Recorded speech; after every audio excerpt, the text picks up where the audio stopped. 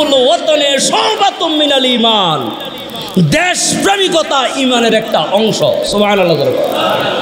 আল্লাহর পয়গম্বর যেদিন নাকি মক্কায় ছেড়ে মদিনাতে চলে যায়, পাহাড়ের উপরে তাকাইয়া, পাহাড়ের উপরে দাঁড়াইয়া মক্কার দিকে নজর দিয়ে করে, মক্কা রে, এই মক্কার নগরীতে আমার বাপের জন্ম হয়েছে, এই মক্কা নগরীতে আমার মার জন্ম হয়েছে, এই মক্কা নগরীতে আমার আত্মীয় স্বজনের জন্ম হয়েছে, এই মক্কা নগরীতে আমি লম্বা একটা সময় কাটাইলাম। আমার মন চায় না মক্কাটা ছেড়ে আমি মদিনাতে চলে যাই। সুবহানাল্লাহ।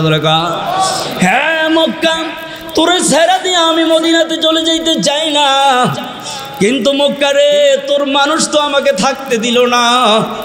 আমি তো থাকতে চেয়েছিলাম, কিন্তু মানুষ তো আমাকে থাকতে দিল না, আমাকে বাইর করে দিল।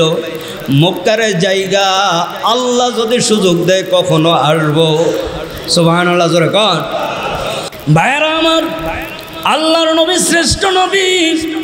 এই নবীর উপরে কোনো নবী হয় না।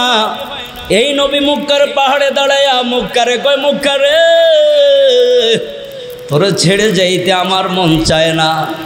যেখানে কাবা ঘর আছে, যেই কাবা ঘরের দিকে তাকাইলে গুনাহ মাফ হয়ে যায়, যেখানে আমার আত্মীয় স্বজন সবাই আছে, যেখানে আমার খাদিজা আছে, সুবহানাল্লাহ, যেখানে আমার খাদিজা আছে, যেই খাদিজা ইসলামের জন্য কি না করছে, যেই জমিনের মধ্যে আমার চাচা আবু তালেব আছে, আবু তালেব ইসলামের জন্য কি না করছে, এই মক্কা ছাইরা আমি যাইতে চাই না।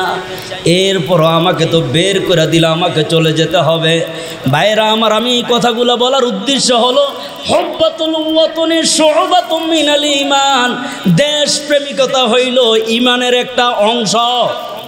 ঠিক কিনা জোরে কার?